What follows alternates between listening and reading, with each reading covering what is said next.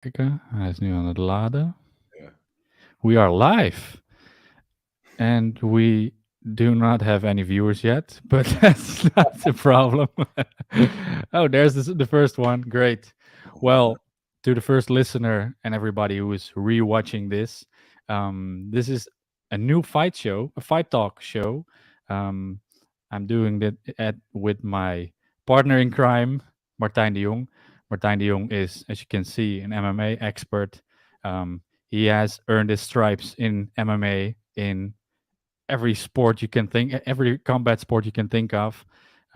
Coached a lot of champions, and is still coaching a lot of good fighters. Today we are launching our new fight talk, and we are discussing UFC 289. I think it was a very entertaining card. Let me introduce myself for really briefly.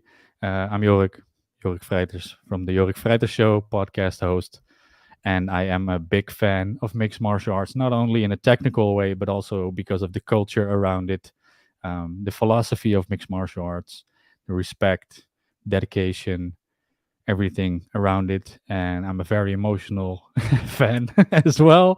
And that is why we have Martijn as a fan, but also as a technical professional. And yeah, Martijn, how are you doing?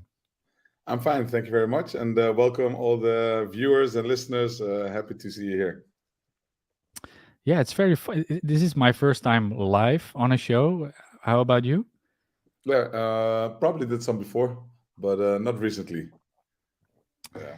It gives an extra vibe to it, but it feels more relaxed than a podcast. Side note: Martijn and I did a podcast conversation on my podcast on the same YouTube channel you're watching right now. Um, Somehow it feels more relaxed to do it live because it feels more informal, maybe, and it is fun to have listeners as well, live listeners. So um, let's dive into 289. You did watch. We are gonna screw up his name a couple of times. Let's. It's not as funny in English, but in Dutch it's Malot versus who would? How did you call it? Fuck it. Exactly.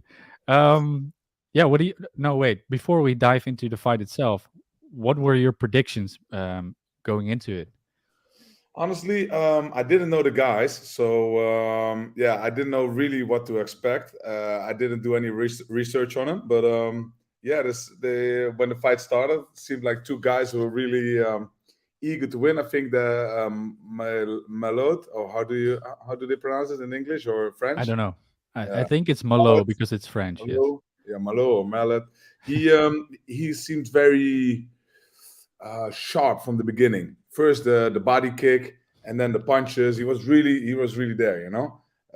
So, and he's a guy who likes to finish guys early, right? So yeah, second round started. Yeah, it was amazing. A quick start, some punches, amazing guillotine choke. I love that guillotine choke.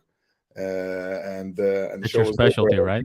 Yeah, yeah. I wouldn't say it's my specialty, but actually yesterday at an event called FestiFit in the Netherlands, I was there as a presenter. I did a seminar over there, and that's why I got a question as well. How do you set up a guillotine choke, and how do you prevent it from happening? And actually, I just taught the guy, and then I came home. I saw the fights. It's like, hey, this is a nice guillotine choke. You know, it's a little bit different setup, but still, it's very powerful. When I was working with Alistair Overeem, he used it a lot. We perfected that. Not only him, but also Rafles Narose, also a student of mine. He liked to do it a lot. Vincent Latour, a guy, a student of mine who fought in one championship, loved the guillotine choke. It's very effective, you know. It's very easy to get, and once you have it, it's a strong position to finish a fight. It's always a very dominant way to finish a fight as well, right? It's very convincing if you choke somebody in a Yeah. guillotine. There's no doubt about it. It's like some people are super tough, right? So You put them in an armbar, they won't tap. You put them in an ankle lock, they won't tap, or they're very flexible. You have those hyper flexibility guys. But in a choke, if you don't tap, you're gonna sleep. So yeah, you can be tough all you want, but eventually you're going to sleep, and you're going to win that fight. The one who puts on the guillotine. So yeah. Exactly. And what is I mean, like I said in our conversation, I only did MMA for like a year or so, but I remember that when you shoot for the single leg, one of the biggest risks is the guillotine, right? Yeah. There's a good chance that somebody who masters the guillotine choke, he can get it and choke you out with it. But then again, it depends on how you set up the single leg takedown. Where's your head? Is your head on the inside or on the outside? If it's on the outside, is it tight to the leg or to the body, or is it even under the armpit? So there's a few ways to do it properly, the single leg takedown, and even to switch from single leg to taking the back, or from single leg go to double leg. It all depends, but every time you go for the legs, there's a possibility that somebody catches you with a guillotine. Yeah. Yeah, it's very dangerous. Yeah, Yeah, yeah. I love the move, but it's it was very complex to me. Yeah, it could be like a very good defensive technique. So when somebody shoots on you, you catch his neck, and you get either an arm in guillotine or a full guillotine. But on the other hand, you can also use it as an attack. So in the case of Mallet or Malo, you saw him give him some punches. The guy went down to the ground, wanted to get up, and boom, he had the guillotine. This pretty much the same Alistair did with Vitor Belfort. He gave him a knee, some punches. Vitor went down, tried to get on his knees, boom, and he had the guillotine choke. On the other hand, Alistair also fought against Igor Vovchanchin back in the days in Pride as well. And there he just went in with a clinch, knees, and from there got the guillotine. It's a very powerful weapon. And he finished Igor Vovchanchin standing up with a guillotine, as he did with other fighters as well. Yeah, so you can Exactly. use it as an offense, but also as defense. Uh-huh. Yeah, I can imagine. Yeah, I think that's where the confusion came from for me, is that it was Alistair's specialty, but he Yeah, learned it from you, so that's why I was confused. yeah. He Um, was back in the days. He was fighting even in ADCC. I went with him to I think it was Finland. There was a ADCC European Championships, and he won all of his fights with guillotine. So oh, he became really? European champion in ADCC. And not so many people know that, but he was also European champion in ADCC. Wow. Yeah, Oh, well, in that case, you can definitely call it his specialty if he yeah, won the European Championship on the guillotine. Okay, so yeah, I didn't know the guy either, but like you said before we went live, you wondered why Mallet. Let's just call it Mallet from now on. That's easier. You wondered why he was on as a main fight, or how do you call it? Yeah, the main fight. yeah. Main card fighter, yes. Yeah. Yeah, because I was wondering as well. I was like, hey, I look at the guy, I look at his record. I didn't know him so well. The other guy also not. But then on the other hand, the event was in Canada, and he has star power. I think the guy really. I'm not sure about his real ability because he just got into the UFC. I think he only had two fights or something. But yeah, he has star power. He's technical. He's solid. He knows to stand up. He knows his ground, and yeah, I believe he has the possibility, and he has this charisma, So he definitely has the possibility to become a big star, especially now Canada doesn't have George St. Pierre anymore, and another good Canadian fight. Yeah, of course there's some, but yeah, he could be the next guy. GSP raised the bar very high. Of course, there were rumors like, is he the new GSP?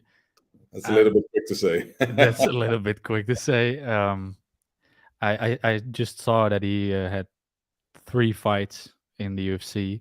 Yeah. He was on the Volkanovski versus Korean Zombie fight as well, and in February Munoz versus Allen, and then he won on an arm triangle. And I see that he has fought in the DWCS. Yeah. And he won on the guillotine as well. So it was not his first time. Yeah. winning. Not an accident.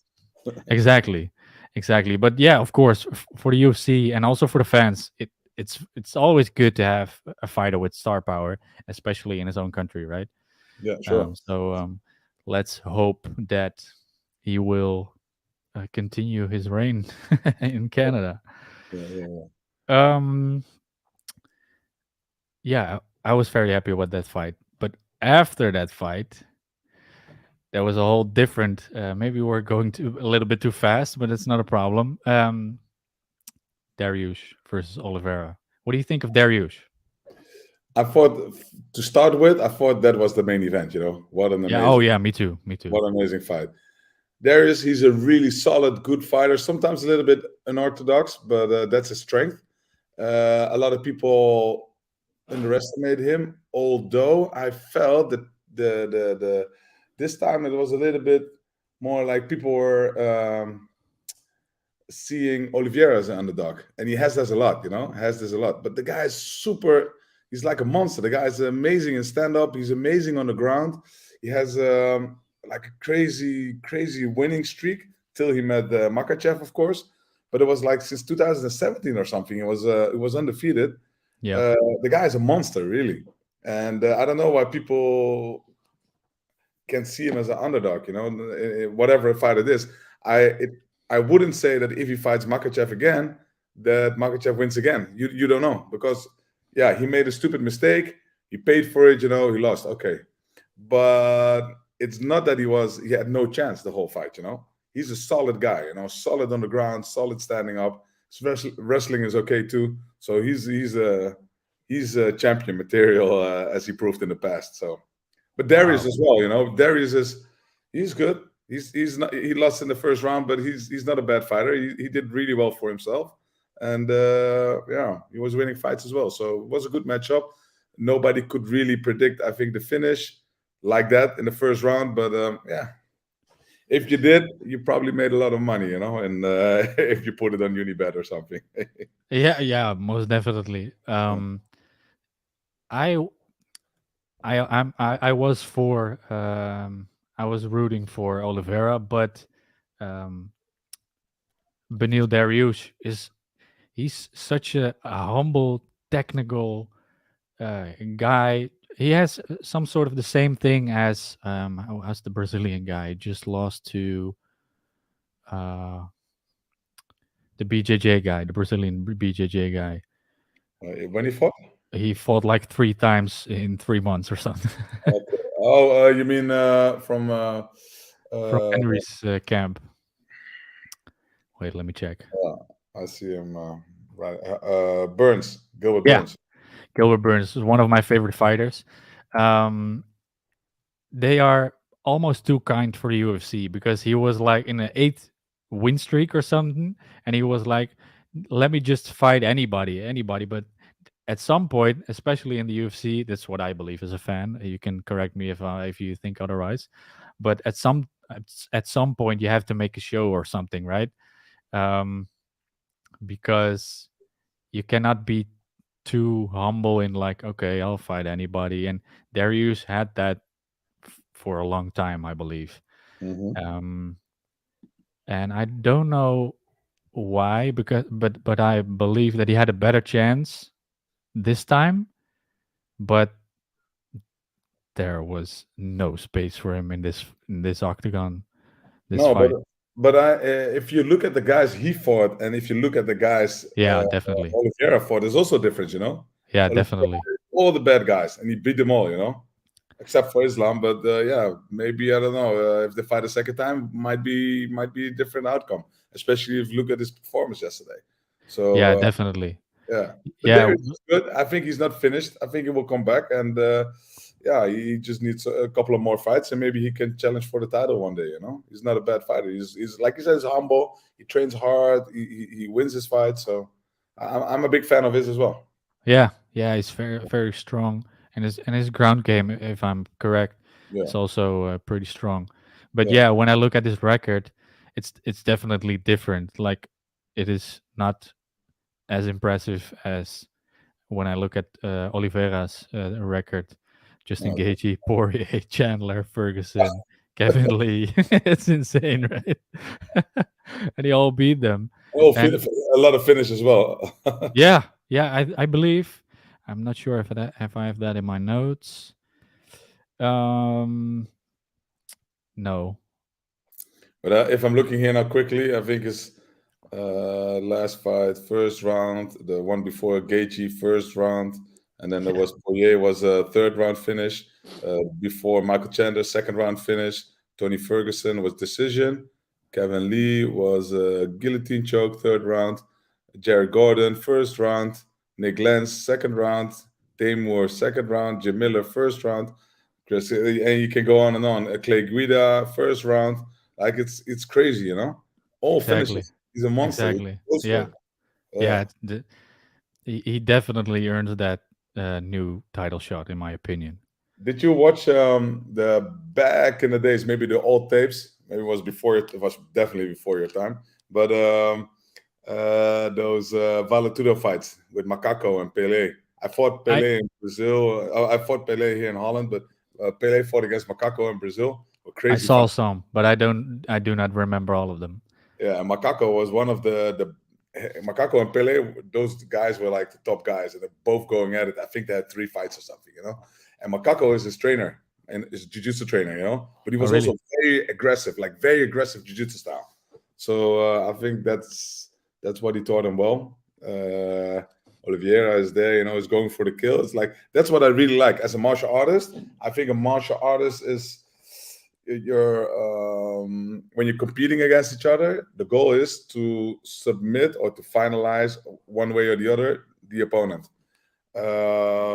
You can fight on points, but then it's just a game. For me, as a martial artist, you want to finish your fighter because you're in a fight, and either you win or you lose, but you fight with full dedication and effort to finish the fight. And yeah, that's what I really like about the guy. Yeah, me too. And that is also a bit why he is vulnerable. Is what I believe. Is I love the intention, um, but in some way it has a bit like the same as Gaethje. Hmm. Is that they are so much in offense that they forget to um, yeah, to keep their composure. What do you think about that? Yeah, could be. I mean, like Gaethje is different, but Gage is different. So he goes in. I mean, like, but still, if you go in and you fight for what you're worth, and you go out there and you try and finish the fight, finish the fight, you're really a warrior. You know, I think the last fight Volkanovski did against Makachev in the Australia, I think it was. uh-huh, uh-huh. It like Makachev won the match, but Volkanovski he won the fight. You know, because Exactly. he just went for it. Yeah, And that's what people remember. Of course, you know, if you win fights, people remember. You look at your record, you keep winning, you make more money at the UFC.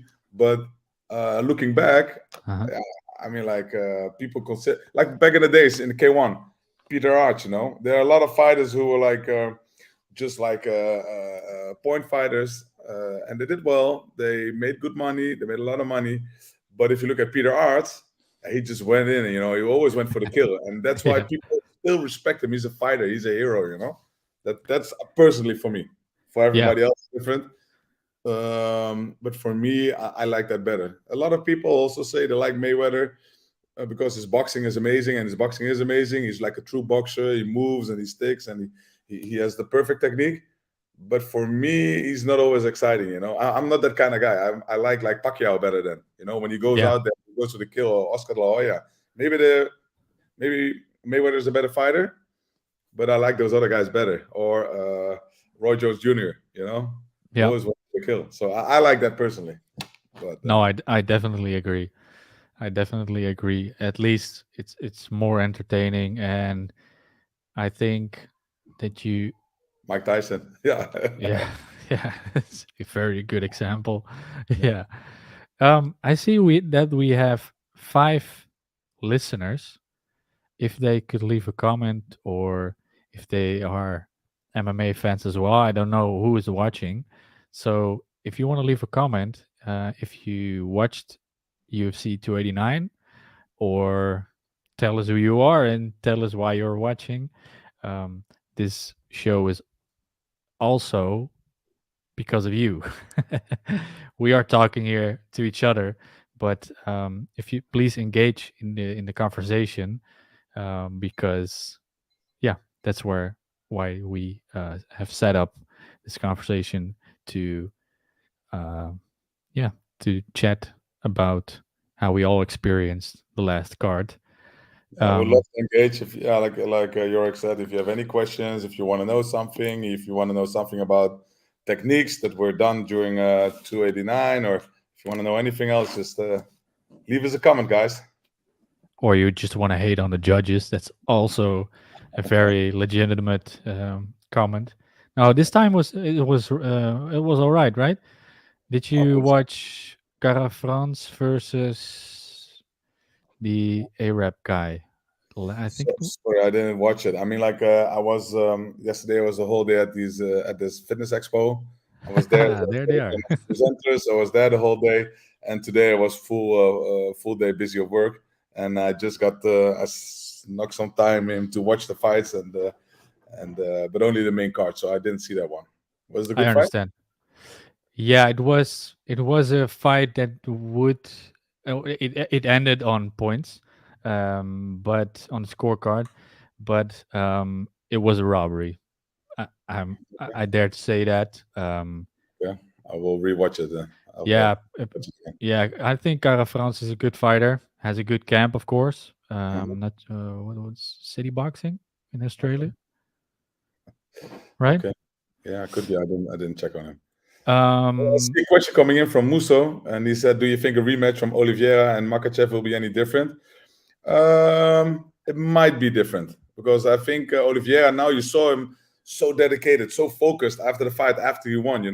So I believe that, and Makachev, I think he challenged him, or he kind of challenged him on Twitter right after the fight. yeah, But I believe that Oliveira, I'm a big fan of Oliveira, and could definitely be different. And I think he wouldn't be so reckless anymore when he fights Makachev. So I I cannot predict the future, but I believe there's a big chance that the outcome could be different. I think so. I do not think so, but yeah. What went wrong the first fight? Just like I think it started when he made the jumping knee, and he was just a little bit sloppy with his defense coming in. And that's when he got hit. Boom, went down to the floor, and then he was already rocked. And then Uh huh. yeah, he ended up getting submitted. Um, I don't know. Let's see. I think next time we'll be more focused, more yeah. I think it wouldn't be making so many mistakes anymore, and wouldn't be sloppy anymore. Definitely. I see Maurits. Yeah, good question, Maurits. What about the BMF belt? Maurits, who would you like to see fighting for the BMF belt? I'm wondering. That's a good question, actually. But BMF. I also think that he wonders if it's a nice. If that's the fight, the Oliveira and Makachev for the BMF belt. No, I think he means what do you think in general of the BMF belt? Is it a nice Oh, addition to the UFC? But, I thought it brought something new to the table. I mean, it's like more of a gimmick, I guess. I mean, it's fun. Uh, yeah, back then it was nice. I believe, yeah, it's there's room, because fighting is also entertainment. of I course, Yeah, it's entertainment, and it back then it definitely made sense, and it pulled a lot of numbers, pay-per-view numbers in, I guess, and yeah, I liked it. I liked it, but it's more as an entertainment kind of thing. It's not like, yeah, I mean, still the ranking is still there, the regular belt, the regular rankings, but yeah, BMF, yeah, it's nice. yeah. As long as they keep it separate, I'm fine with it. It's fun, but Yeah. let's not make it official or something. No, no, no, no, no. Just as a gimmick. Well, Justin Gaethje versus Maybe Poirier, they deserve. Poirier. Yeah. Yeah, Who you got for that fight? I don't know. Poirier, Gaethje, I don't know. Those are two bad motherfuckers too, you know. Definitely. Yeah, they are definitely eligible for the BMF title. Yeah. I think I I like will Tucker as vouch. well. Of Sorry? course, we have. He's he's kind of a dumbass sometimes, but I like him. Which one? The guy who's fighting. What's his name again? Colby. Oh yeah, that's a weirdo. Yeah. I mean, like he's fun and he's kind of a better. He marketed himself well, so yeah, I believe that could be a guy for the BMF belt as well. Different If he category. ever fights again, like that guy takes his time. Yeah, I he's think fighting. He's fighting again, right? He's fighting again. does he? Yeah, I think there's a fight scheduled for him. Let me check. Yeah, we should check that out because that I think they wanted him to fight um Leon Edwards, Yeah, but Leon is taking his time as well. okay. What do you think of Leon as a champion? He's good. He's solid. He's humble. He's uh he's a guy that doesn't talk so much, you know. Yeah, okay. So Leon is not fighting Colby because I thought that was in the Th- works, right? yeah, they wanted to, but they wanted it for UFC London. Okay, But Leon wanted to wait. I think okay. he's because he's scared. But- I don't know, but it would be a good fight, you know. no, I don't think he's scared, but I do. I'm not really a fan He's of him as a champion. I am as a fighter. I am fan of his skills, but I want a champion with star power, and I don't think he is a champion with star power. I he doesn't. liked Kamaru Usman Yeah, very yeah. much. Kamaru But Usman, I like Kamaru Usman, but when he came up, yeah, but when he was at the top, he became. I believe he became a little bit arrogant. I didn't like it so much. I was like, I don't know. Uh, I can I- imagine. when he was on the top, I didn't like him so much anymore. So I can imagine. Yeah, when somebody is arrogant and he backs it up, I like that too. Um, like Conor yeah, McGregor did yeah, at yeah. first. Yeah, in the beginning, I liked Conor McGregor. Then he started talking so much trash. I didn't like him anymore. Then when he did boxing against Mayweather, I thought he was the funniest guy ever. Those press conferences Yeah, were like freaking amazing. yeah, I agree. Then he did some stupid stuff outside the ring. I didn't like that. Too much, yeah, Yeah, trash there was talk. too much noise. Yeah, there was too much. That's too much. At the press conferences, it was very funny, but outside of the conference, Yeah, it was nothing. I wanted to highlight this one. Thank you, Stephen, for watching. He's a good friend of mine. Thank you for watching. And we have Muso. yeah. You already deserve the BMF title for being in the comments already so much. So thank you for. What do you guys both think of the deal Francis and Gano made with the PFL? Is there a shift coming for fighters regarding payment and influence in organizations? Well, you first. I think that Francis priced himself out of the game. And now he made a deal because he wanted to talk with. Of course, he was talking with to the UFC. I think UFC is still the best fit for him. He made unrealistic demands. That's what came out.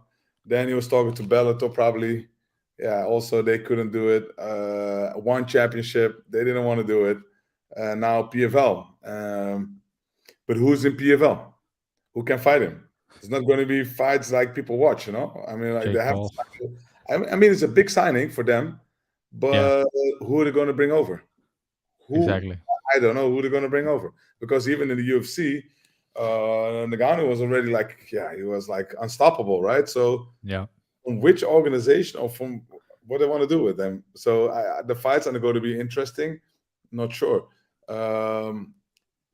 Yeah, the PFL probably has a lot of financial backing. I know they're losing a lot of money. I mean, like investing a lot of money. You can also say it Yeah. like that. Yeah. But how long can they keep up? And do they allow him to fight boxing, for example, like co-promotions? I believe that's maybe something they could do. Tyson Fury, that would be a nice fight in boxing. Yeah, I mean, like I don't know. I don't see it. What do you think will be a bigger fight? Ngannou versus Tyson Fury or John Jones versus Tyson Fury? think Nagano. Yeah, Yeah, that's because I mean, like John Jones doesn't want to fight him in boxing. He wants to fight him in MMA. yeah, but Tyson that's Fury doesn't want to ridiculous. fight MMA, so it's never going to happen. Francis No, Ngannou, I believe that he's man enough to fight him in boxing. And although Tyson Fury is a way better boxer, Francis Ngannou has this knockout power. When he hits you, you'll know. And with yeah, Ngannou, he probably will lose against Tyson Fury because he's too experienced. He's like a real solid boxer, and it's a different game. If you are world champion in badminton, for example, and you want to play tennis all of a sudden at the highest level, yeah, against exactly. the number one ranked tennis player, you're going to lose. So it's a different game. Not so many people can do what Alistair did back in the days when he was the K1 champion and the Dream champion and the Strikeforce champion. Not so many people can do that. I don't know. I believe the only thing it would make sense if PFL will do some co-promotions with boxing, and I don't know. Maybe they have some tricks up their sleeve, but I don't know. I don't see who they're going to sign, who can put up a fight with Francis Ngannou, and yeah, maybe he will have some influence in the organization. But yeah, it Yeah, doesn't really yeah, matter. I mean, like, yeah, do we want to see him in PFL or do we want to see him in the UFC fighting the best guys? I would like to see him in the UFC. Although I believe that PFL has some potential, but it's not there yet where they can give Francis Ngannou challenging fights. exactly. I think when the when he will succeed in the PFL, everybody will say it was a master move. But he's like early 30s, right?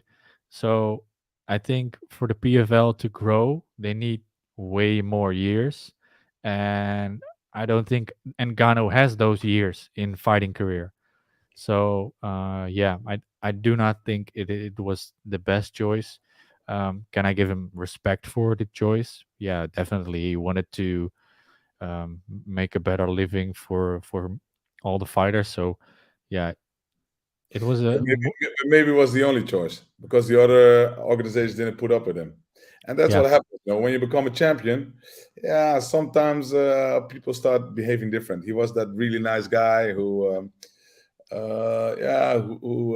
was very humble and everything. But when he became a champion, he also left his old team. Don't know exactly what happened, but yeah, I mean, like he started to change maybe a little bit, and he says it's all about um, the helping the other fighters. I'm not sure. Could be. That would be very noble of him. But maybe he just priced himself out of the market. When UFC said no, I was already like, okay, this is going to be a problem, especially if you keep demanding the same thing as the UFC does, because the UFC is the only one making money.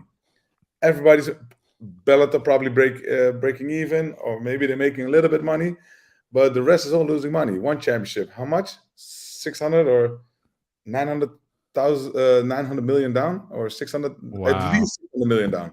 But I think it's even close to 900 million down. And wow, PFL as well, a lot of money down, hundreds of millions. So, yeah. yeah,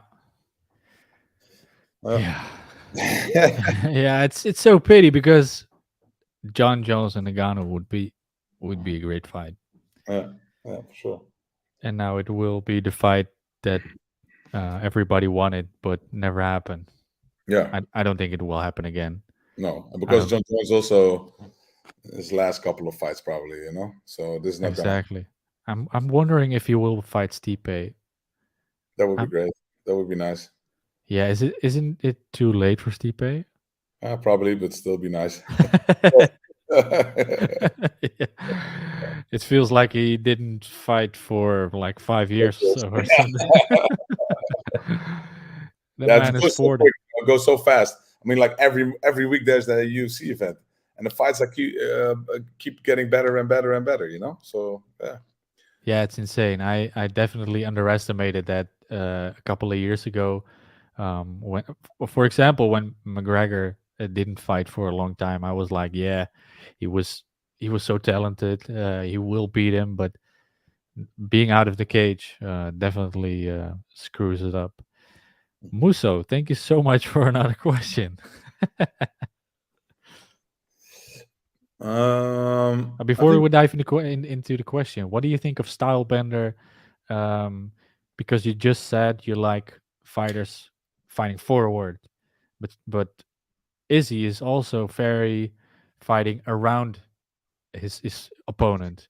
I'm not so much about fighters fighting like forward, like moving forward all the time, and more like I like fighters who are going for the finish. And yeah, you can also go for the finish when you're backing up. So yeah, I think I like Stylebender. I mean, like he also is a little bit of a weirdo sometimes, but yeah, he's a good fighter. He's like definitely like he's. I always like to compare him with John Jones. You know, he does crazy stuff. He's very athletic, good striking, good ground as well. He's like a all-round guy, and I like him. I like his fighting style as much as I do like John Jones' fighting style. As a person, I'm not sure. I don't know him personally, but how he acts sometimes, the things outside of the cage. Yeah, I'm not a big fan of that, but he's a solid, really good fighter.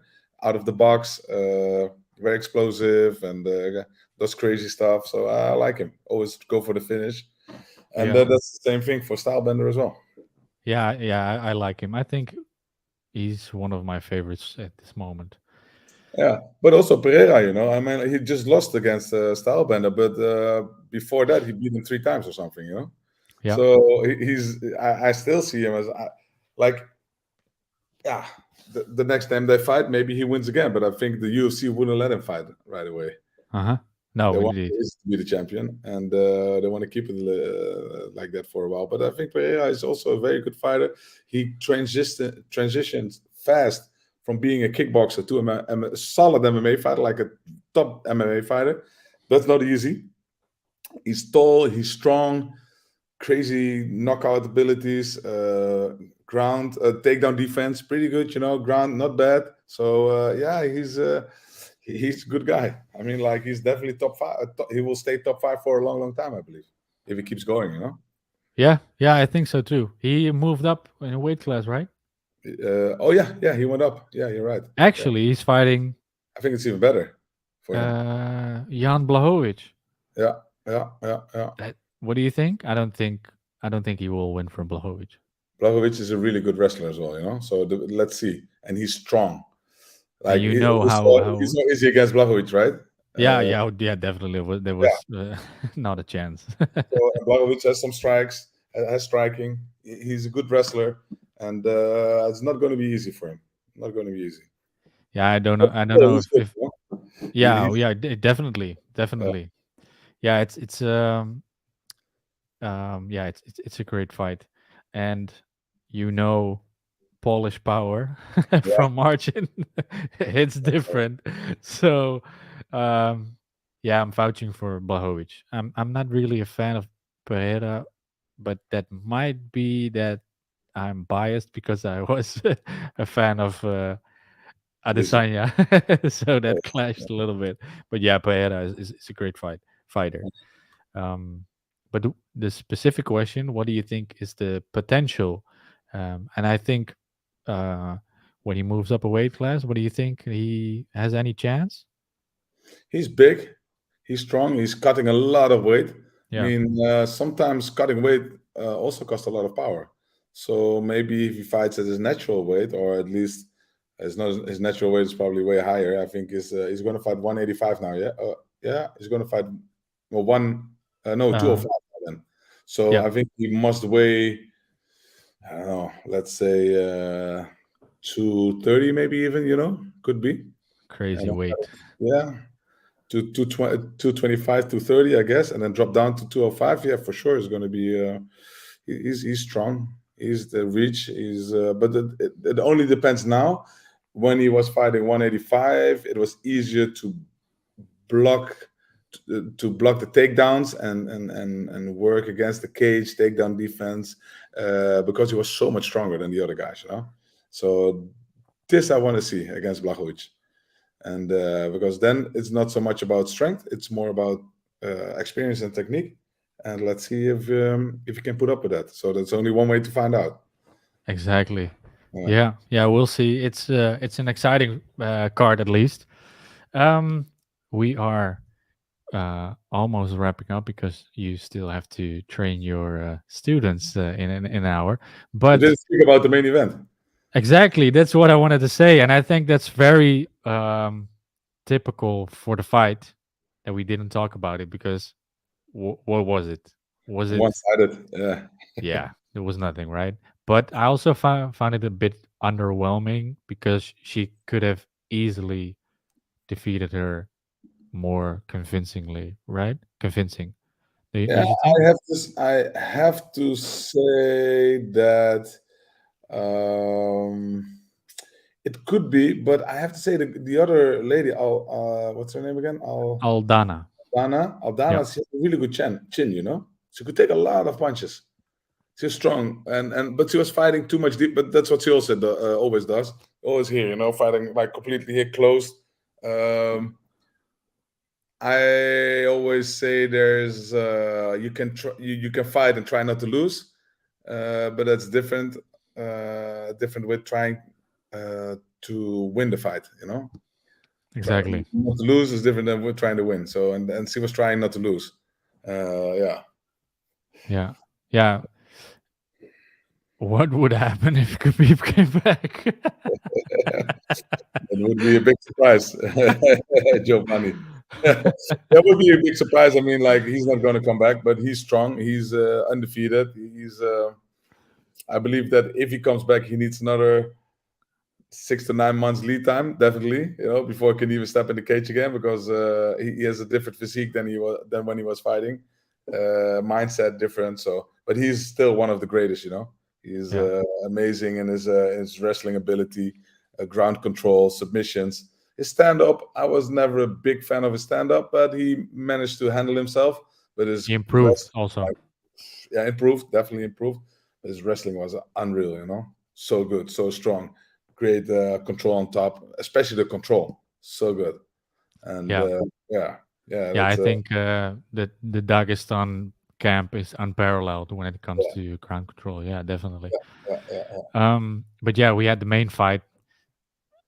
On the other hand, of course, I was a bit underwhelmed, but at the other hand, what can you expect of her last fight? If she lost this and took bigger risks, she would lose, and Yeah. then the story would be completely different. So I understand, and yeah, well, she had a He's completely dominating. There was no chance for the other girl. She could have knocked her out. Maybe if she tried harder, but like you said, there's a big chance, you know, that you ruin your last fight. That's exactly, a goodbye fight. yeah, She was already ahead on points for like there was no room for the other. Yeah, do you want to take that risk? Could be, but is it smart? I'm not sure. Same thing what happened with Marcin Pachnio, my fighter who fought in his last fight against what's the name again? He fought in the he fought his last fight in the UFC um, against William Knight, of course. And William, he defeated William. He gave William 63 low kicks. Was a record in the UFC in a 3-round fight. The most leg kicks, low kicks ever given. uh-huh. So yeah, every time he hit him, it was like I know the impact Martin's kicks has, you know. So then he gave him so many low kicks, looked to the ground, gave him a high kick full in his neck, and Martin said, when I hit him, you know, he felt like a statue, you know, like a rock. And but the guy had arms this big, you know, like really big arms.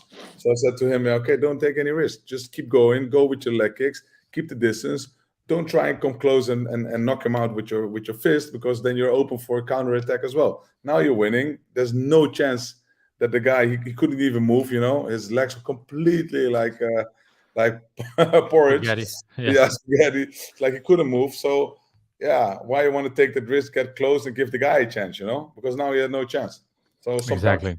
to because at the end of the day, um, It's business as well. Honda as well, she had like solid fights, like crazy knockouts, and eventually they will remember as a warrior, as one of the best female fighters ever. So I thought it was was decent. Although the semi final, the fight before her fight was the main event actually of the evening. But Yeah, I definitely. I'll definitely wish her all the best. Let's After hope she will still be engaged with the UFC. I'm sure she will.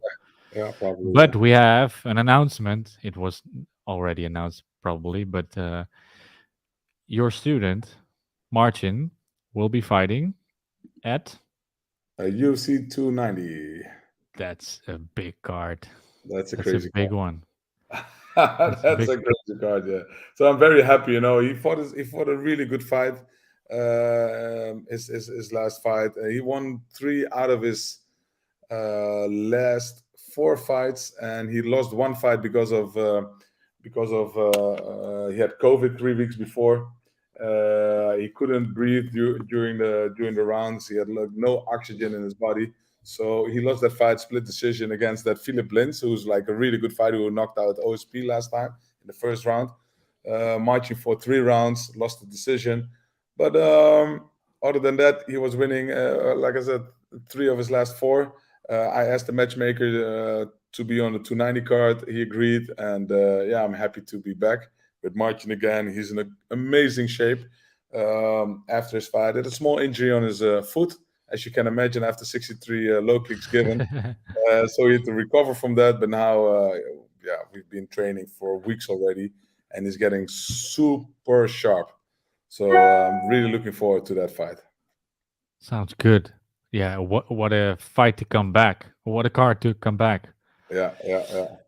Um, so that will be He will be fighting next. Vitor Petrino, by the way. He's a Brazilian guy. I believe he's 7-0, undefeated. Not a lot of fights. One Dana White Contender series. in the series, and he had one UFC fight night.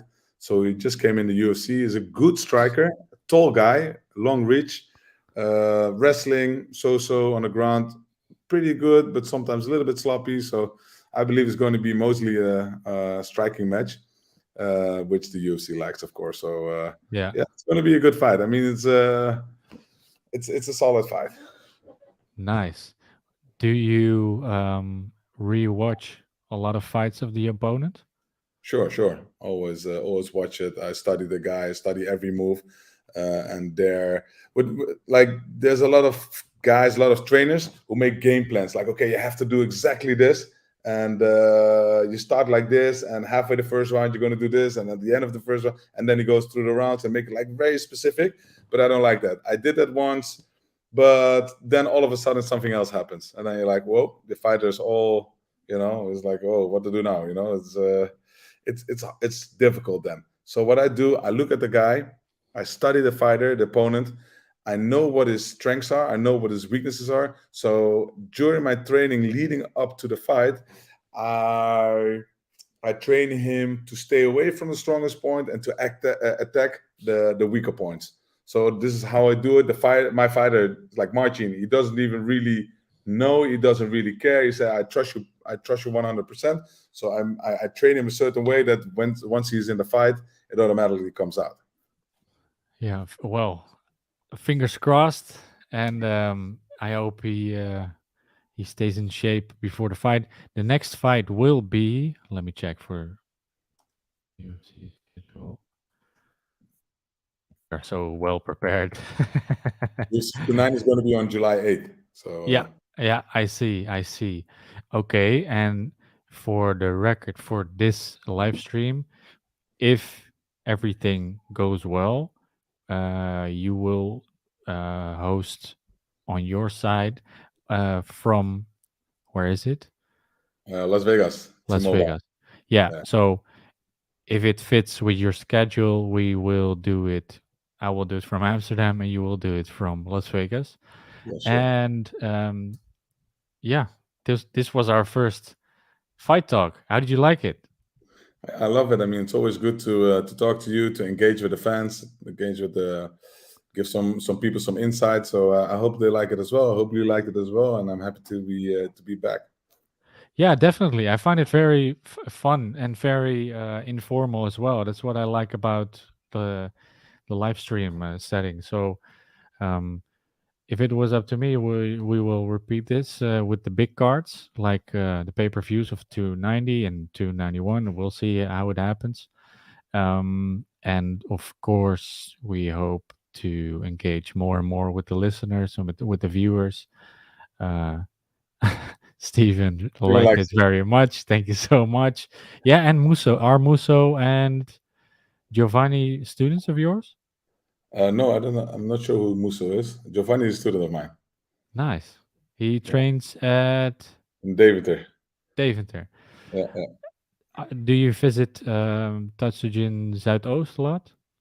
Yeah, I do. Rafa Slaroos is teaching there. It's not in Zuidoost, but it's in Oost. Oost. Okay. Wenkenbachweg. It's yeah, it's a really nice gym. It's the one of the nicest Tatsujin gyms in Holland. It's a big space, a lot of students, good atmosphere. But that's in all the Tatsujin gyms. We have gyms in Nijmegen, in Goor, in Deventer, and now and Amsterdam, of course. So yeah, everybody is always welcome to come and train with us. Yeah, I think I will go train at Oost in within a couple of weeks. So Awesome. Just let me know when you want to go. I do the introduction. thank you, thank you. Well, thank you for the listeners for watching. We really liked it. Please stay tuned on the next live stream that will happen within a month. And Martijn, this is I will end the broadcast. You can stay in studio so we can reflect a little bit. Thank you everybody for watching, and we hope to see you next time. Thank you, guys. Oos. Oos.